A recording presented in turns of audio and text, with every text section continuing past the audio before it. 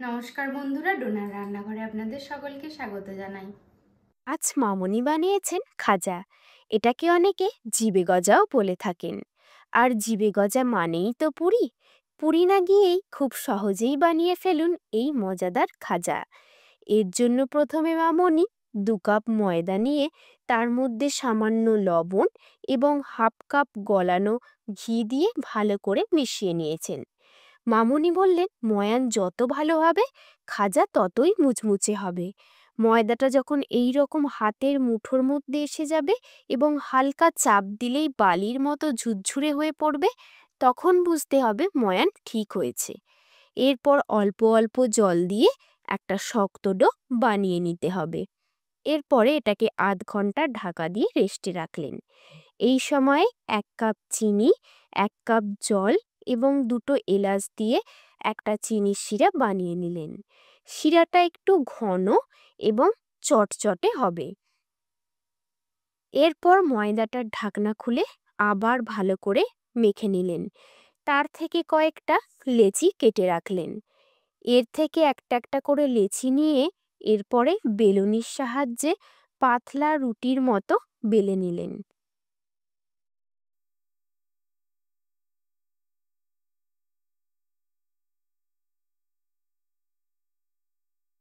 এবারে একটা রুটির ওপর সাদা তেল ব্রাশ করে এবং তার ওপর 1 চামচ কর্নফ্লাওয়ার ছড়িয়ে দিলেন।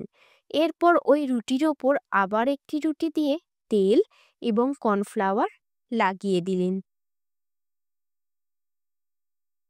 এইভাবে পরপর 5টা রুটিতে তেল এবং কর্নফ্লাওয়ার লাগালেন।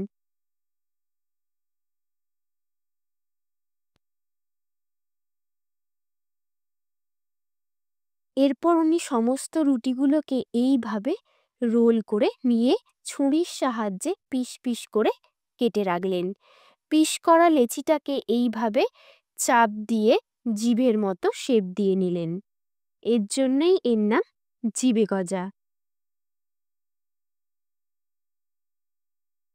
কড়াইয়ে সাদা তেল অল্প গরম করে খাজাগুলোকে একটা একটা করে ডুবো তেলে ছেড়ে দিলেন। এই সময় গ্যাসের ফ্লেম একেবারে কমিয়ে রাখলেন।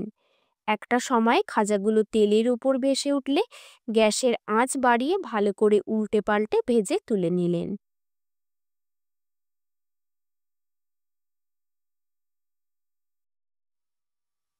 খাজাগুলো এবং শিরাটা ঠান্ডা হলে খাজাগুলোকে এইভাবে রসে উল্টে পাল্টে নিয়ে প্লেটে তুলে নিলেন।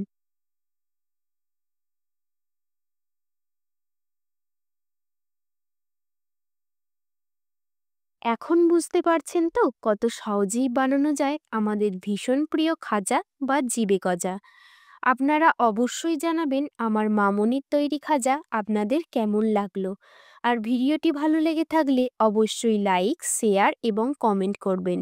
আর আপনি যদি আমার প্রোফাইলে নতুন হয়ে থাকেন তবে আমার প্রোফাইলটিকে ফলো করে নেবেন। অসংখ্য ধন্যবাদ।